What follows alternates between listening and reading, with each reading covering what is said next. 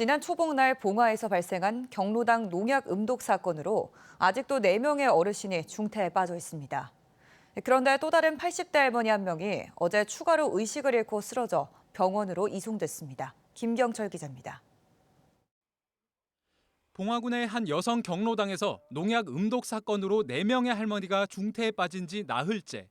경찰 수사가 확대되고 있는 가운데 이 경로당 회원인 또 다른 80대 여성 한 명이 어제 오후 추가로 안동병원 응급실로 이송됐습니다.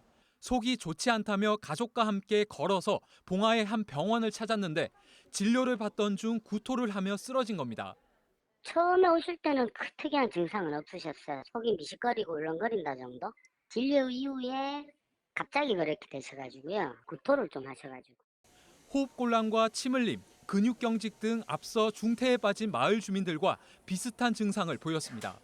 이 여성도 지난 초복날 같은 식당에서 함께 식사를 한 뒤 경로당으로 이동했던 걸로 파악됐습니다. 다만 앞선 4명의 피해자들이 같은 식탁에서 음식을 먹었던 것과 달리 이 여성은 다른 식탁에서 식사를 했던 것으로 확인됐습니다. 몇 해 전 상주와 청송에서 발생한 농약 사건이 모두 주민 간 갈등 때문에 일어났던 만큼 경찰은 이번에도 원한 관계에 의한 범죄일 가능성을 배제하지 않고 있습니다. 특히 주민들이 함께 먹은 오리고기에는 농약이 있었을 가능성이 적은 것으로 보고 이후 경로당에서 마신 커피에 주목하고 있습니다. 아무 일이 없었습니다. 우리 가게에서 식사하고 서로 인사하고 맛있게 잘 먹었다고 인사하고 헤어졌어요. 약이 다 취소됐어요. 취소됐고 보시다시피 게임이 한 번 했잖아요. 이 피해 보상은 누가 해줄 건데.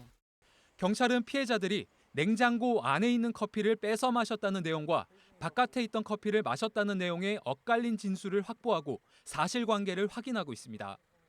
또 쓰러진 4명의 위 세척액에서 나온 살충제 성분인 에토펜프록스와 터브포스가 든 제품 판매 경로도 역추적 중입니다.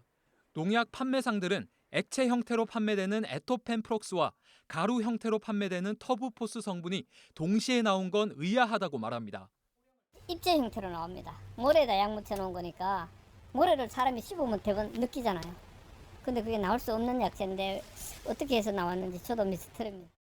경찰은 피해자들이 사건 당일 아침 단체로 그라운드 골프를 한 정황도 새롭게 확인하고 CCTV 영상 확보에 나서는 등 수사를 확대하고 있습니다. 당초 입원 중이었던 피해자 4명 가운데 1명은 현재 고개를 끄덕이는 정도로 의식이 회복됐고 2명도 상태가 호전되고 있지만 심정지가 왔던 환자는 여전히 중태인 것으로 파악됐습니다. MBC 뉴스 김경철입니다.